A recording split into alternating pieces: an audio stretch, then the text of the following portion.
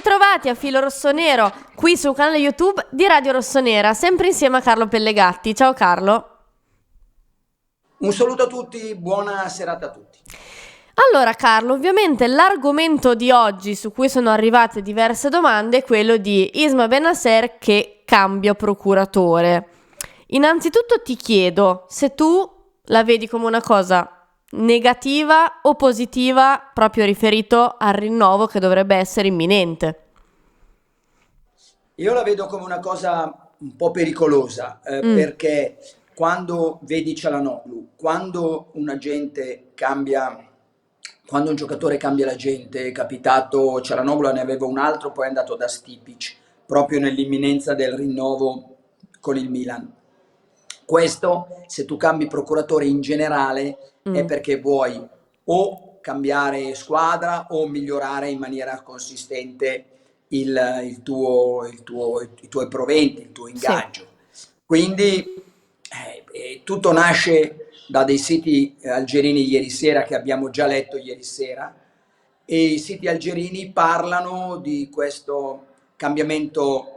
Sarebbe andato nel gruppo Raiola da Sissoko, che era il suo agente precedente, ma lì vanno anche oltre. Per quitter la société, per quitter in francese vuol dire lasciare, quitter le Milan, quitter le club. Quindi questo è quello che dicono i siti algerini, e aggiungono che ci sarebbero 3 squadre in inglesi che potrebbero essere l'obiettivo di Bennacer, quindi vanno anche oltre, che potrebbero essere il Chelsea, l'Arsenal e il Liverpool, con il desiderio di Bennacer di andare in un club londinese, quindi in questo caso si restringerebbe a Chelsea e a Arsenal. Questo è quello che sostengono, sono indiscrezioni dei siti argentini. Io ho parlato anche oggi e non trapela niente di ufficiale. Il Milan al Milan non è ancora stato comunicato nulla di cambiamenti di agente, perché poi bisogna comunicarlo al Milan. Milan deve ricevere una telefonata o dal nuovo agente, buongiorno sono il nuovo agente, o da Bennacer, guardate che non dovete più parlare con A ma parlare con B. Il Milan per adesso questo al Milan non ha risulta ancora nulla, quindi ovviamente leggono, sentono, ma questa è la situazione. Ma quindi Carlo, quando abbiamo parlato, hanno parlato anche i colleghi di Gazzetta mi pare, del rinnovo come una cosa fatta, il Milan con chi ha parlato? Direttamente con Bennacer, con il vecchio procuratore? Ma io penso che abbia parlato con Sissoko, però leggendo sempre i siti algerini parlano di da tempo ha cambiato, però a me risultava sempre Sissoko, però non lo so, non te lo so dire con chi abbiamo parlato. Abbiamo dedotto che avessero parlato con Sissoko, però non so se hanno parlato con altri. Però dato che stamattina mi hanno detto a noi cioè, mi hanno fatto trapelava, non abbiamo notizie in questo senso, si vede che hanno parlato ancora con Sissoko, lo deduco, perché sennò mi avrebbero detto sì certo, l'ultima volta abbiamo parlato con col gruppo Raiola, e invece se mi dicono a non è ancora stato niente, vuol dire che loro hanno sempre parlato con Sissoko. No, infatti più che altro comunque perché le cose adesso si complicano certamente, bisogna vedere un attimo. Il Milan, ribadisco ancora una volta, vuole tenere a tutti i costi il giocatore, però siamo sempre lì, Beatrice, siamo sempre lì. Lo vuole tenere a tutti i costi, però ai costi sostenibili che vuole il Milan. Questa è la filosofia. A tutti i costi, con la parola tutti tra virgolette, perché appunto il Milan ha sempre avuto dei limiti. Siamo sempre fermi alla stessa cosa. No, infatti, ma questa cosa è stata un po', tra virgolette, particolare, perché io ricordo che appena finito il campionato, erano i giorni successivi a Milan-Fiorentina, il rinnovo di Bennacer sembrava, parlavamo anche di regalo di Natale, no? Sembrava vicino comunque. Sembrava.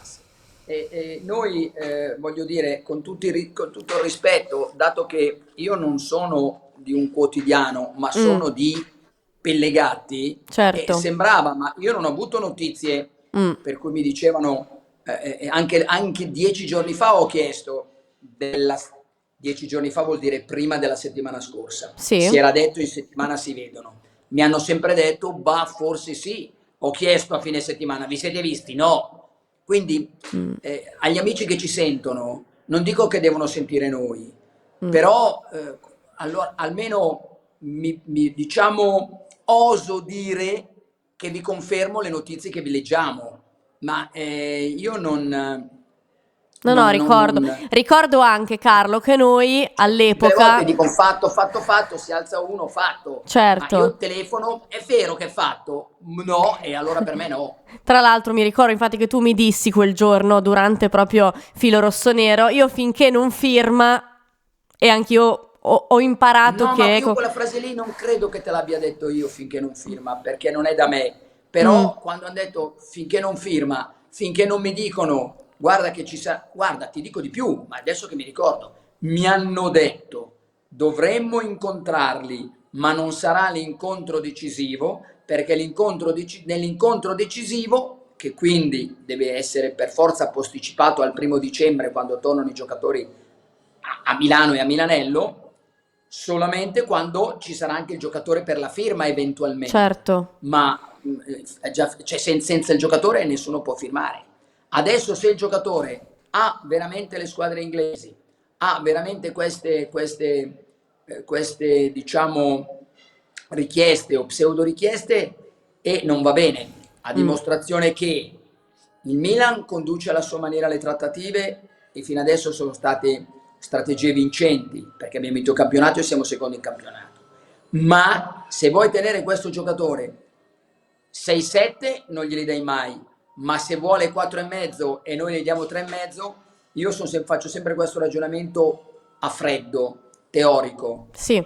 È meglio che prima che si guardi intorno accettare il suo 4,5 che è dentro nelle nostre linee e chiuderla, perché se si comincia a guardare intorno vedi che sì, siamo rovinati. Sì, anche perché se inizia a guardarsi intorno e veramente le squadre inglesi bussano alla sua porta, potrebbero anche non È bastare più quattro finita, e è finita, è mezzo. finita, è Eh, finita, è finita, esatto. è Ma finita. infatti manca un po' di velocità in queste trattative, secondo me, purtroppo. Ci ritroviamo Non lo so, sempre... diciamo che noi abbiamo questa linea Mm, che però d'altra parte i dirigenti plenipotenziari del mercato hanno delle linee da seguire a livello certo. No, di infatti, spese. Non assolutamente. posso, cioè loro se avessero carta bianca puoi dare da 1 milione a 15 libero di farlo. È chiaro che chiuderebbero subito tutto perché uno vuole 6, glielo dà, finita Certo. lì. Ma loro non hanno queste, hanno dei budget precisi, hanno diciamo dei confini da Mm. rispettare e quindi non possono a uno che chiede 4,5 e l'altro è 3,5, sì 4,5 pan firmiamo, perché poi se no, quindi tutto questo è il Milan questo di questi tempi, c'è questo rischio di perdere i giocatori. Eh, Però fino adesso li abbiamo persi, è andata bene, mm, però per esempio Çalhanoğlu con la funzionalità che piace a Pioli e non l'abbiamo sostituito, abbiamo preso degli altri, un che sì che è più un giocatore da andare avanti, più forte, un Diaz che è più leggero, De Ketelaere che ha altre caratteristiche, però per esempio le caratteristiche funzionali che piacciono a Pioli di un Çalhanoğlu non abbiamo trovato mm. e quindi a volte ti va bene, a volte meno. No, infatti credo che siano, diciamo, delle situazioni che possono essere viste e analizzate da diversi punti di vista. Ecco, tu ne hai analizzato uno. Bisognerà anche capire se Bennacer vuole andare in un'altra squadra o ci tiene comunque a rimanere al Milan, no? La La famosa... volontà è la base. La Esatto, volontà è la base. La quindi... volontà di Leao e Bennacer sono le basi. Carlo, Eh, grazie e noi ci sentiamo domani sempre qui alle 19. un saluto a tutti e buona serata.